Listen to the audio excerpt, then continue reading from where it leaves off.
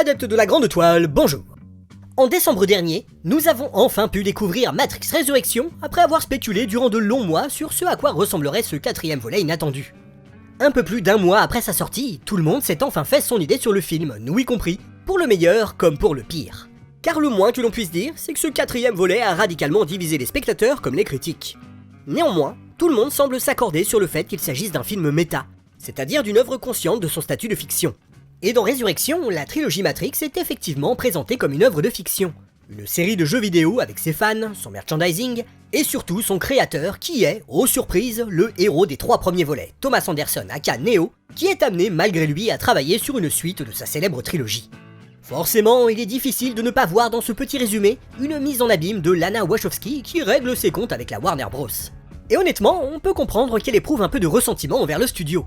Souvenez-vous qu'à la faveur d'un changement de direction, la Warner avait torpillé volontairement la sortie de Jupiter Ascending, enterrant définitivement l'idée de faire une trilogie des aventures de Jupiter Jones.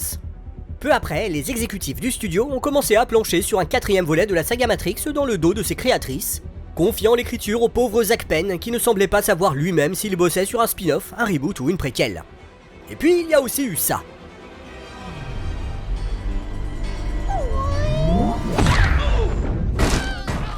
Dès lors, il n'est pas difficile d'imaginer Lana Wachowski revenir contre son gré aux commandes de ce 4e opus pour préserver un minimum sa franchise des costards cravates hollywoodiens, et ce malgré avoir longtemps affirmé qu'il n'y aurait pas de 4e opus de la saga Matrix. Et pourtant, ce n'est pas ce qu'elle raconte en interview. Au contraire, elle serait revenue de son plein gré, car elle dit avoir eu le besoin de retourner dans l'univers de Matrix pour l'aider à faire le deuil de la mort rapprochée de ses parents, à qui elle dédie d'ailleurs le film. De plus, elle a embarqué avec elle ses co-auteurs sur la série Sense8, Alexander Raymond et David Mitchell, également auteur du roman Cloud Atlas, et ces derniers ne sont pas vraiment concernés par les tribulations de la Warner. I have never met anyone from Warner Brothers in my life. Not one person. I do not know what they look like. De la même manière, certains spectateurs y ont vu un film désespéré, un film qui poserait un regard assez critique sur la trilogie Matrix, voire même un film qui acterait carrément la mort du cinéma. Face reality, people. Movies are dead. Games are dead. Narrative? Dead. Mais encore une fois, ça ne cadre pas. Après tout, le film s'appelle Matrix Résurrection, et non Matrix Testament, quoi. Alors évidemment, c'est toujours difficile de tirer des conclusions définitives dès qu'on aborde une œuvre estampillée Wachowski.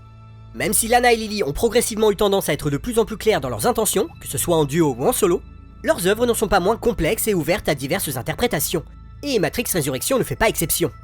Souvenez-vous, le tout premier Matrix était conçu comme un piège intuitif.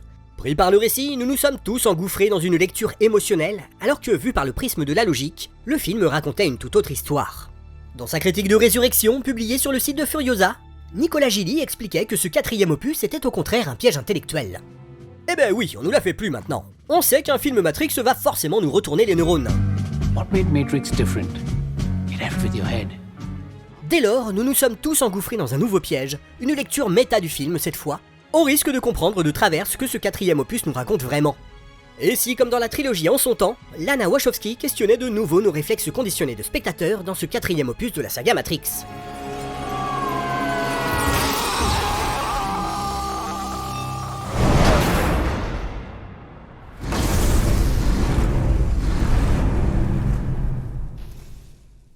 Petit avertissement avant de commencer, on va évidemment spoiler tout le film comme des sagouins, je vous invite donc à regarder Matrix Résurrection avant de vous lancer dans cette vidéo. Et puis tant qu'à faire, vous pouvez aussi revoir les 3 précédents volets, Speed Racer, Cloud Atlas, Sense8, et même Jupiter Ascending, ça ne fait jamais de mal. Bon, comme le film est encore assez récent, on ne vous promet pas une grosse analyse exhaustive et archi complète. Mais on va s'intéresser à un point particulier de ce 4e opus, sa structure. Mais vous pouvez toujours vous rabattre sur notre livre consacré au cinéma des sœurs Wachowski pour être un peu plus armé face à ce film pour le moins déroutant. Il ne vous aura pas échappé que dans sa première moitié, Matrix Résurrection nous resserre la même intrigue que celle du tout premier volet. Thomas Anderson est un programmeur employé dans une compagnie d'informatique, Metacortex dans le premier film, Deus Machina dans le 4e. Et il n'est pas en super forme le Tom. Si dans Matrix, il a le sentiment qu'un truc ne tourne pas rond dans son monde, You ever have that feeling where you're not sure if you're awake or still dreaming? dans Résurrection, on s'avire carrément à la psychose. Am I crazy? We don't use that word in here. Heureusement, il est contacté par Morpheus qui lui promet de démêler tout ce bordel. Pourtant, dans un premier temps, Thomas Anderson refuse l'appel de ce dernier. No, what do you mean, no? Ce qui a des conséquences assez dramatiques, dont la rencontre avec un certain agent Smith. Mr. Anderson! Mais bon, il finit par enfin prendre cette fichue pilule rouge, puis se réveille dans le monde des machines, est récupéré par le vaisseau des rebelles, et après un peu d'entraînement, on a un élu vaguement opérationnel pour aller castagner des machines. Tous les ingrédients sont réunis pour qu'on soit en terrain connu. Et pourtant, que ce soit Neo, Morpheus ou encore la Matrice elle-même, tout nous semble différent. Face à cette première moitié du film, nous ne pouvons qu'être aussi perplexes que Bugs dans la scène d'ouverture. Comme elle, on assiste à une histoire que l'on connaît par cœur, mais qui ne se déroule pas exactement de la même façon que dans nos souvenirs. We know the story. D'ailleurs, comme Morpheus piégé dans son modal, Neo semble lui aussi prisonnier d'une boucle dans laquelle il revit inlassablement d'innombrables variations de la même journée. We need to revolutionize gaming. Again. Revolutionize gaming. Again. We can't see it, but we're all trapped inside these strange repeating loops. Dès lors, cet échange entre les personnages de Sek et de Bugs résonne d'une étonnante manière avec notre ressenti de spectateur. So deja vu, and yet it's obviously all wrong. Why use old code to mirror something new? I don't know. Lana reprend même des idées narratives de la première trilogie pour les retourner contre nous. Par exemple, dans la saga Matrix, chaque nom de personnage renvoie symboliquement à sa fonction. Morpheus est nommé d'après Morphée, le dieu du rêve, et sa fonction est d'éveiller Neo, lui-même nommé avec un anagramme de One, etc. etc. Eh bien, lors d'une des séances de thérapie de Thomas Anderson, on retrouve le même procédé, sauf que cette fois, il nous est carrément balancé à la poire. Non mais sans blague, qui appellerait son chat déjà vu? Mais c'est sans compter sur le fait que ce gracieux félin appartient à l'analyste, qui se révélera être l'antagoniste principal de ce 4e opus, et qui, comme il l'expliquera plus tard, s'amuse à torturer Neo en le maintenant constamment dans un état de confusion entre fiction et réalité, une confusion que Lana fait ressentir à nous autres spectateurs en nous baladant cette fois entre narration et métanarration. L'exemple le plus déroutant est certainement le nouveau Bullet Time. Dans Matrix, l'effet était super cool, mais c'était avant tout une manière de nous signifier que nous étions dans un monde virtuel, où la caméra et le temps ne sont pas soumis aux mêmes lois que celles de notre réalité. Vous le savez sûrement, le Bullet Time s'inspire des travaux sur la chronophotographie, une technique inventée par un Français qui servait à décomposer le mouvement en plusieurs photogrammes. Fun fact, comme on l'expliquait dans un épisode précédent, les Wachowski citent également les travaux de chronophotographie de Edward Muybridge dans Speed Racer.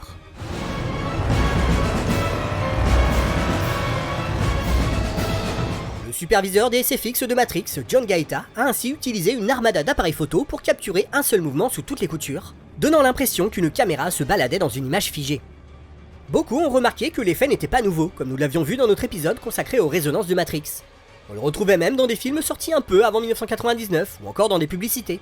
Mais le Bullet Time était surtout la combinaison de plusieurs techniques. La prise de vue bien sûr, mais aussi l'interpolation, qui consiste à recréer des images intermédiaires par ordinateur pour donner une impression de fluidité incroyable, là où dans d'autres films, l'impression de saccade rappelait fortement l'origine photographique du procédé. Dans Matrix Résurrection, le Bullet Time est lui aussi présent, mais cette fois il est basé sur un procédé inversé. Excite la fluidité du premier Matrix, cette fois pas d'interpolation, l'effet nous apparaît saccadé. Nous n'avons plus l'impression d'être immergés dans un univers virtuel, mais au contraire, Lana nous ramène au fait que nous sommes devant un film, une succession de photogrammes dont le défilement plus ou moins rapide donne l'illusion du mouvement. Kinda ironic, using the power that defined you to control you. Au milieu de cette confusion, on trouve pourtant quelques branches auxquelles se raccrocher. La première, c'est cette citation dans les toilettes des bureaux de la compagnie Deus Machina. Il est plus facile d'enterrer la réalité que de se débarrasser des rêves. Elle est tirée du roman Americana de l'auteur Don DeLillo. Le héros du roman s'appelle David Bell, un jeune réalisateur travaillant sur une grande chaîne de télévision new-yorkaise. Dans la première partie du roman, on suit son quotidien dans le confort de l'establishment et dans le monde très corporate d'une grosse compagnie. Puis dans la seconde partie, à la faveur d'un tournage, le jeune cinéaste part en road trip pour essayer de tirer un portrait des peurs et des dilemmes de la vie américaine contemporaine, mais aussi pour échapper à l'aliénation de sa vie new-yorkaise. Cette structure en deux parties qui s'opposent et se répondent ressemble quand même pas mal à celle de Matrix Résurrection, non ? L'autre indice réside dans une idée visuelle et narrative que les sœurs Wachowski ont beaucoup utilisée dans leur filmographie et surtout dans la saga Matrix, la symétrie, notamment à travers la figure du miroir et du reflet. Souvenez-vous, à la fin de notre épisode consacré aux résonances du tout premier Matrix, je m'amusais à imaginer ce que serait ce 4e volet à partir d'un plan de la bande-annonce où l'on voit Satie adulte en train de lire le livre De l'autre côté du miroir, la suite d'Alice au pays des merveilles. Dans cette suite, Alice se retrouve dans un monde où tout est inversé, y compris son rapport à l'espace. Par exemple, elle doit avancer lentement pour aller vite et inversement. Or, dans Matrix Résurrection, les miroirs et les reflets sont omniprésents. Dès le générique, le titre apparaît sur le code qui défile à l'envers. Le tout premier plan du film est un reflet. L'équipage du Mnemosyne entre et sort de la matrice en utilisant des miroirs.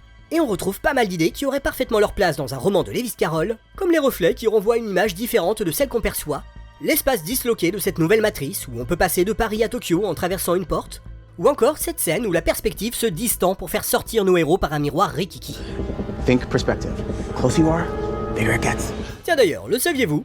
Il existe un trouble neurologique qui provoque des altérations de la perception de la proportion des objets, de leur vitesse ou même du temps.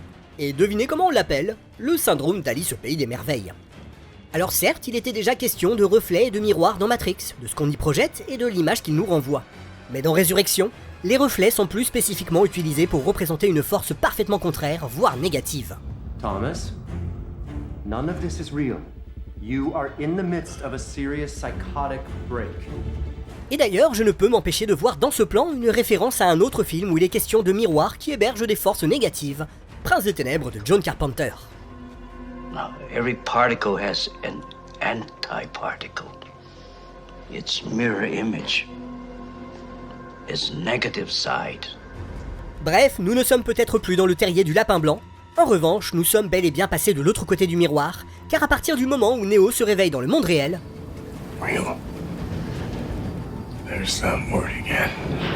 Ah oui, pardon, je veux dire à partir du moment où Neo se réveille dans le monde des machines, le film devient le véritable reflet de Matrix Reloaded, un second opus qui, comme par hasard, avait lui aussi extrêmement polarisé le public. Dès la première séquence, on trouve des éléments qui rappellent plus spécifiquement Matrix Reloaded. Par exemple, si Bugs se retrouve dans la chambre de Neo, c'est parce que Morpheus l'a découvert en enquêtant sur la boutique du maître des clés, ce qui l'a conduit aux backdoors, ces accès réservés aux programmeurs qui permettent d'accéder à des points précis de la matrice que l'on rencontrait pour la première fois dans Matrix Reloaded. Même le jeu de téléportation à travers des portes rappelle l'évasion de Neo du château du mérovingien.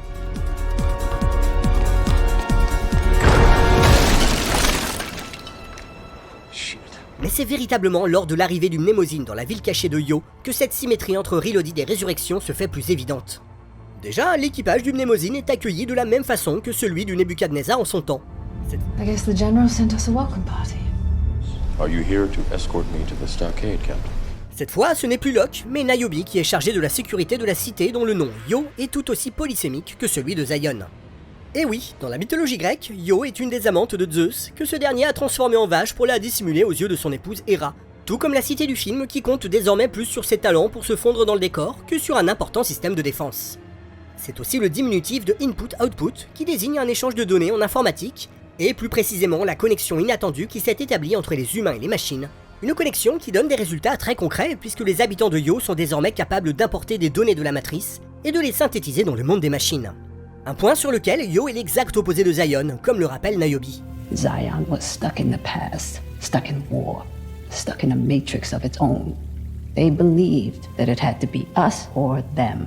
This city was built by us and them. Encore une fois, c'est au travers d'un jeu de miroir et d'opposition que Lana Wachowski souligne cette différence fondamentale entre Zion et Yo. Dans Matrix Reloaded, Zion était une cité au bord d'une guerre totale.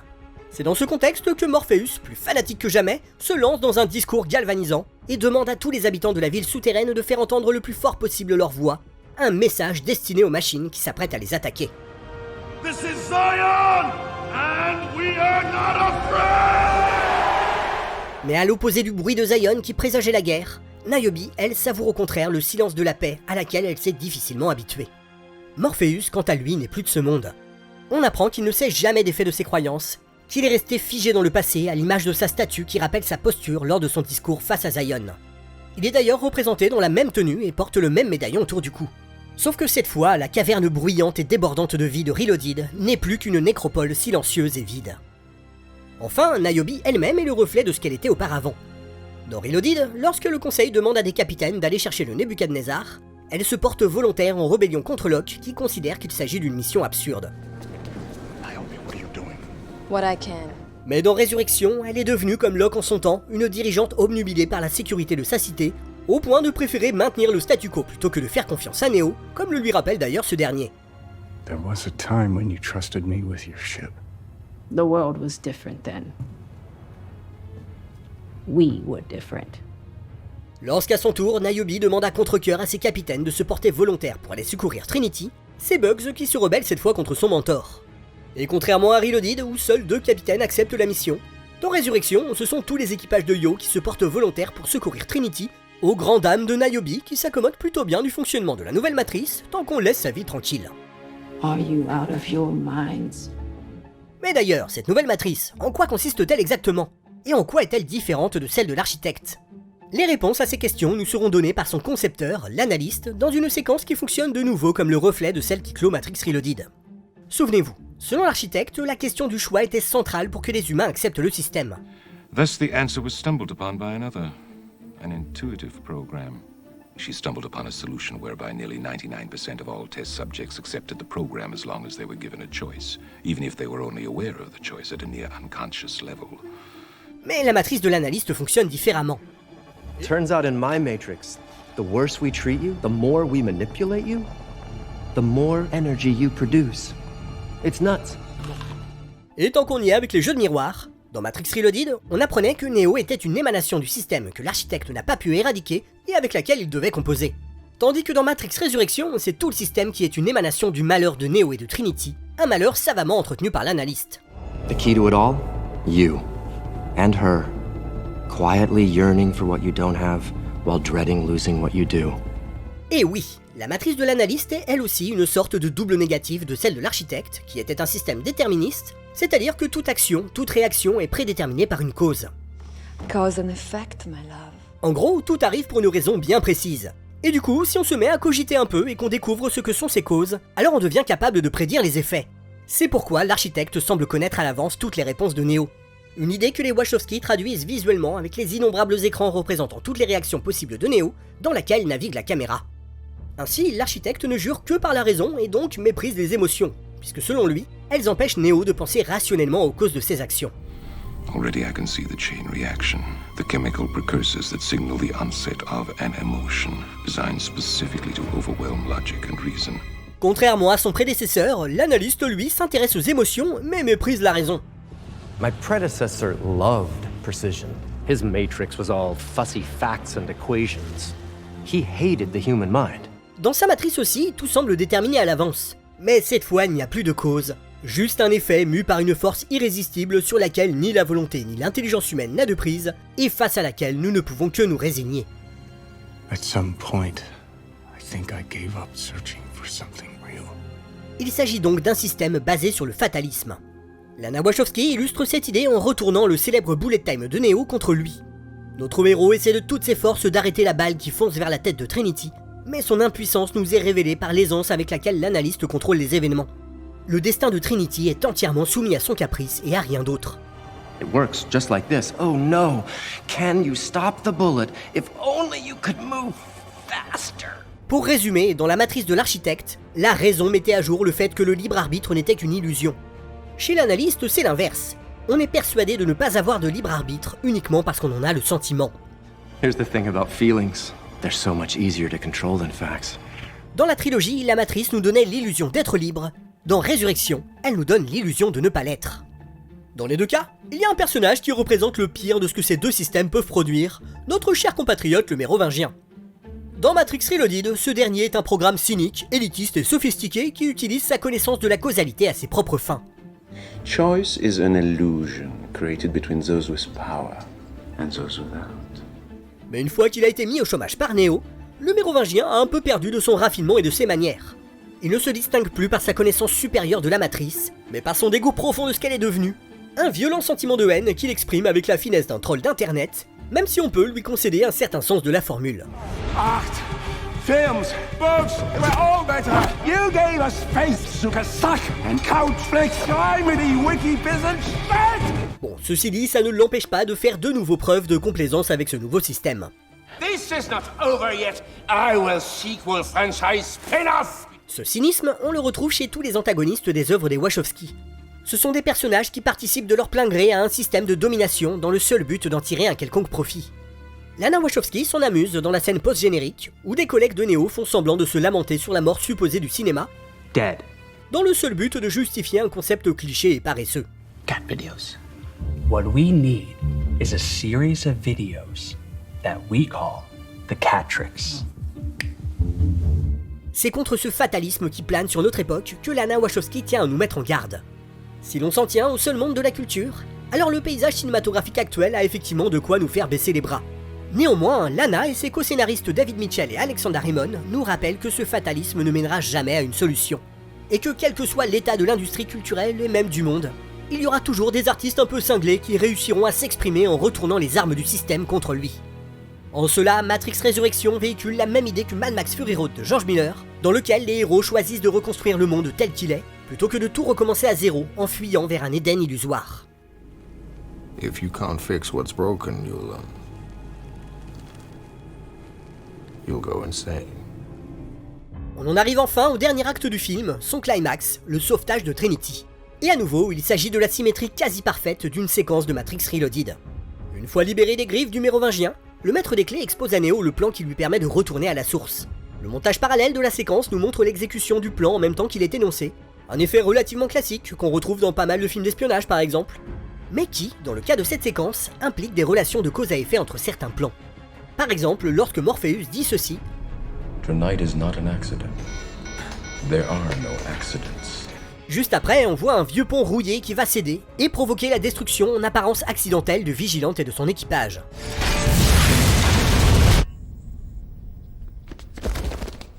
Mais voici ce que dit ensuite le maître des clés.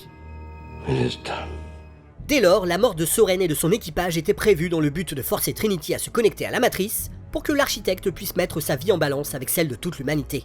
Dans cette séquence, tout se déroule à la seconde près, et on comprend avant même la confrontation avec l'architecte que les personnages ne font que jouer un rôle écrit à l'avance sans en avoir véritablement conscience. Dans Résurrection aussi, le plan de Satie se déroule en même temps qu'il est énoncé, mais cette fois, ce qui est mis en avant, c'est la collaboration des personnages. Alors que dans Reloaded, chacun remplit sa mission dans son coin et peuvent même crever sans que personne ne s'en émeuve, dans Résurrection, tout le monde travaille de concert, et cette fois, tout le monde s'en sort miraculeusement indemne. Pour résumer, si dans Reloaded, le montage parallèle isolait les personnages les uns des autres, dans Résurrection, au contraire, il les rassemble. Notons également que dans les deux séquences, l'agent Smith pointe le bout de son nez, mais dans un rôle très différent, puisqu'il s'interpose entre Neo et l'architecte dans Reloaded, tandis qu'il apporte une aide providentielle contre l'analyste dans Résurrection. You know the difference between us, Tom? Anyone could have been you, whereas I've always been anyone. La finalité du plan de Satie est bien évidemment la libération de Trinity, mais pas seulement. All we need is a miracle. Le miracle dont elle parle, c'est l'éveil de Trinity à ses facultés d'élu. C'est quelque chose qui est suggéré plus tôt dans le film, quand, comme Neo en son temps, Trinity explique avoir des visions funestes de l'avenir.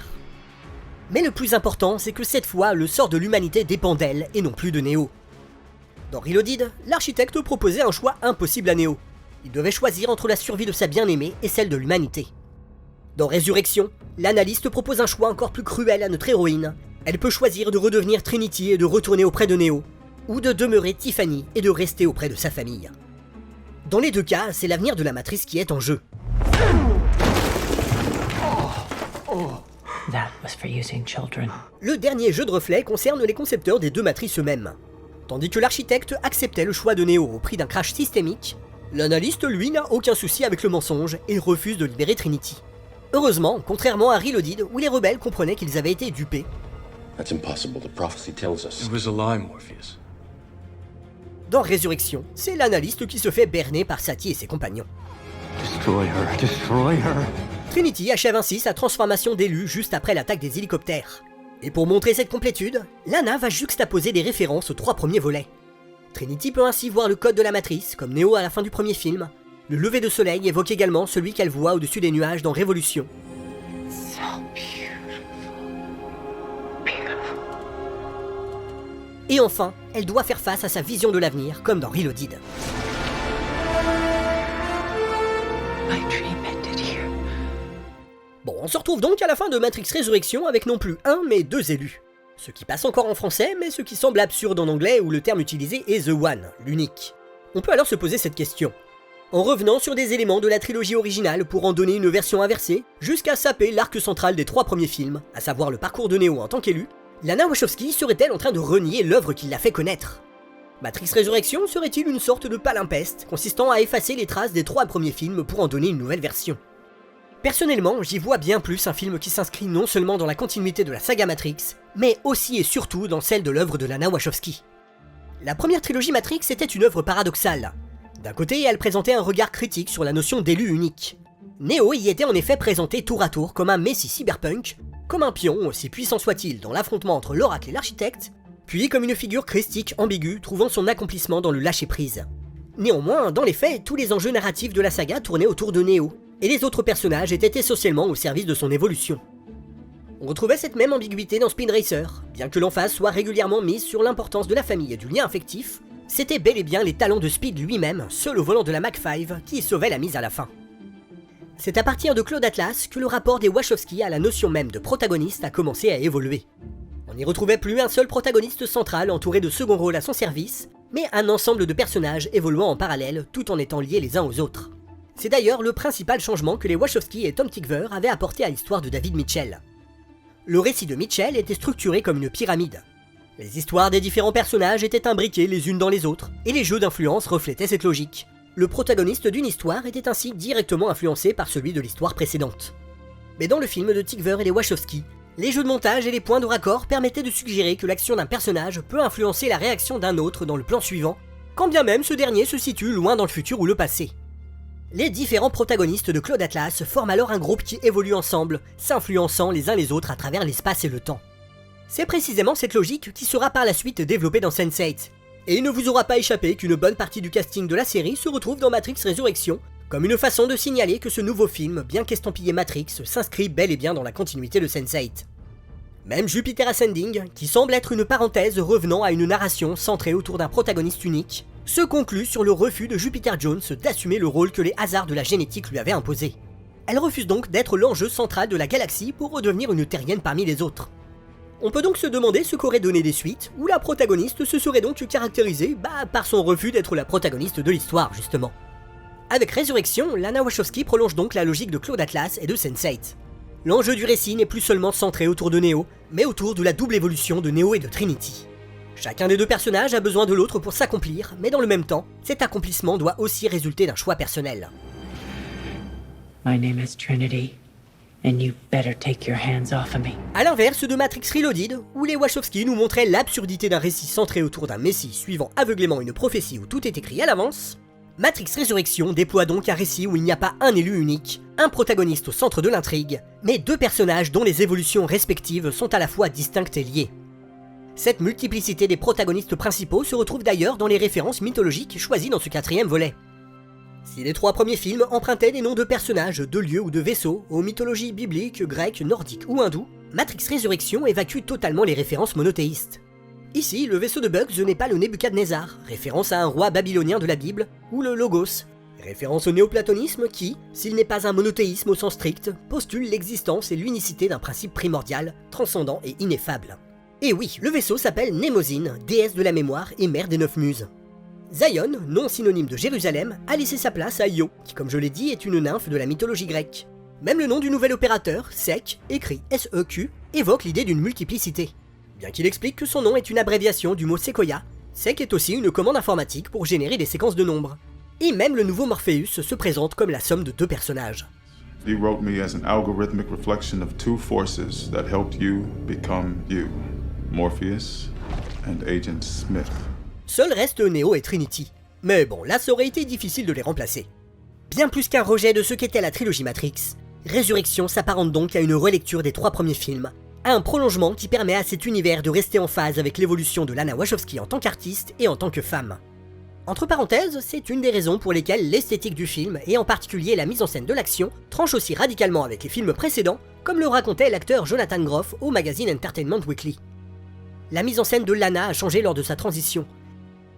Elle nous expliquait comment, dans ses travaux précédents, elle storyboardait tout à la façon d'un comic book, et elle créait exactement les plans qu'elle voulait, comme une façon de contrôler sa propre histoire, parce qu'il y a tellement de choses qu'elle ne contrôlait pas en elle. Lorsqu'elle a embrassé son identité, cela se reflétait dans son travail, et elle a accepté l'idée de filmer des choses qui ne peuvent pas être contrôlées. Bien que cette nouvelle approche ait été souvent critiquée, je trouve qu'elle a néanmoins donné des résultats intéressants. Bon, alors certes, la scène de combat entre les alliés de Neo et les zadistes numérovingiens est foirée. Mais en parallèle, la baston entre Neo et Smith nous fait ressentir la brutalité des coups comme aucune autre scène de la trilogie.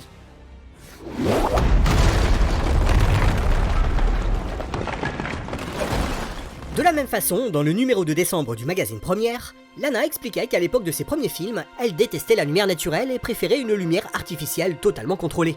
Un rapport qui changera radicalement après sa rencontre avec le chef opérateur John Toll et son opérateur Daniel Massaccesi, qui font désormais partie de la famille Wachowski depuis Cloud Atlas jusqu'à Matrix Résurrection, en nous offrant quelques superbes plans en lumière naturelle. Cette évolution se traduit par ailleurs au niveau du personnage de Neo, définitivement l'avatar de Lana Wachowski. Et oui, dans la première trilogie, il apparaissait comme un personnage toujours maître de ses émotions, et en particulier dans Matrix Reloaded et Révolution où Keanu Reeves arborait la plupart du temps un visage impassible. Dans Résurrection, c'est justement l'analyste qui cherche à canaliser et à contrôler les émotions de Neo, mais ce dernier a intuitivement la sensation qu'il doit lâcher prise et suivre son instinct. Free my mind. D'ailleurs, le fameux pas dans le vide n'est pas une tentative de suicide guidée par la dépression, ni même un épisode psychotique. C'est un saut de la foi, un acte en apparence fou mais qui est créateur. C'est par exemple de cette façon qu'Alan Moore interprète l'idiot, l'arcane zéro du tarot, dans le comic Promethea. Oui, insouciant, joyeux et léger, le fou se jette dans un fossé, comme s'il s'en remettait au vent pour l'emporter bien loin vraiment.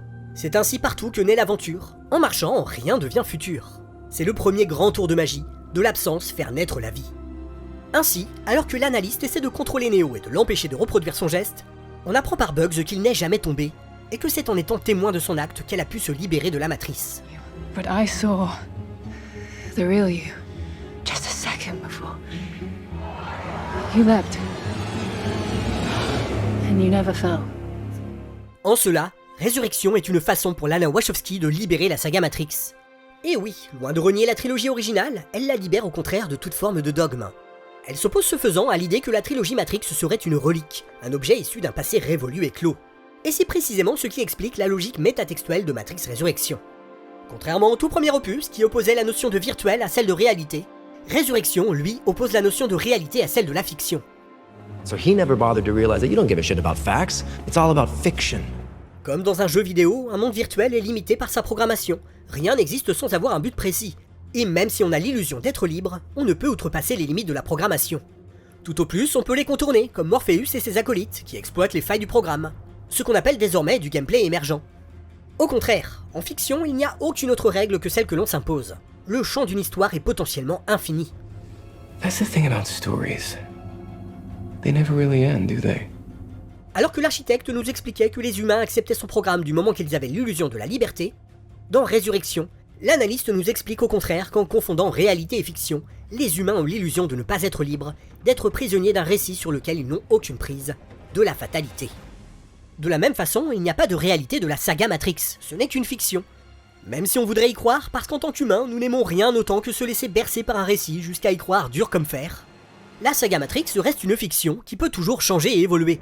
Ce qui n'est encore une fois pas sans rappeler le 4e opus tardif d'une autre saga mythique qui déconstruit et reconstruit son propre mythe de film en film. Ainsi, Résurrection fait pour la trilogie Matrix ce que Reloaded faisait pour le premier opus. C'est-à-dire une déconstruction dont le but n'était pas de casser le jouet, mais bien de nous inviter à y revenir avec un regard neuf et à ne pas réduire cette œuvre à une seule idée figée. Obviously, the Matrix is about transpolitics. Crypto-fascism. Avec sa conclusion ouverte, Matrix Résurrection incite le public à ne pas accepter le récit qu'on lui offre comme une parole d'évangile. Un récit n'est jamais terminé, rien n'est clos, tout peut toujours évoluer. Et plutôt que d'attendre l'arrivée d'un providentiel élu, d'un nouveau démiurge qui va prendre le contrôle et révéler sa vérité au reste de l'humanité, il faut peut-être commencer par raconter une nouvelle histoire, sans forcément savoir comment elle se terminera, sans même savoir quelles seront les conséquences immédiates de nos actions, et sans chercher à tout contrôler.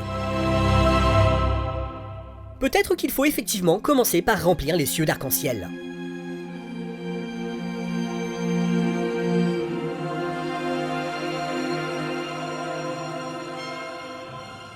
Voilà, c'est tout pour aujourd'hui. Si cette vidéo vous a plu, n'hésitez pas à la partager sur vos réseaux sociaux. Vous pouvez également soutenir notre chaîne YouTube en participant à son financement sur la plateforme Utip.